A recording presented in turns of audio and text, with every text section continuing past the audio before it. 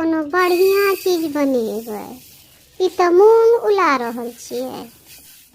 कोबी खाइत खाइत मोन उबिया गेल, तैं सोचलिए जे आइ मूंग के सन्ने बना लै छी। कनी हमहूँ सिखिए, की सब के लिए कनी कहियो तो। जा मूंग के चोखा नहीं बनबै छियै, जाओ देखियो। पहले मूंग के उला लेलिए आ उलेला के बाद कुकर में जते मूंग लेने छलिए तकर 3 गुना पानी धऽ कऽ सीटी लगा लेलिए। आ एक सीटी लागि गेलै तऽ 10 मिनट तक ओकरा कम आँच पर पाकऽ देलिए।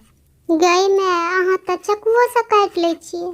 हाँ, तऽ जखन जाबे उसनाइ छलैया ताबे की केलिए तऽ प्याज मिरचाइ, 2टा प्याज 2टा मिरचाइ, नेबो धनिया पत्ता सब काटि कऽ राखि लेलिए ओरियान कऽ कऽ। जखन उसना गेलैया तऽ रही लऽ कऽ घोटि लेलिए। ओहिमे नून तेल प्याज मिरचाइ नेबो सब धऽ कऽ चहटगर कऽ बनि गेलै। ई देखियो होइया चोखा रोटी प्याज अचार साथे।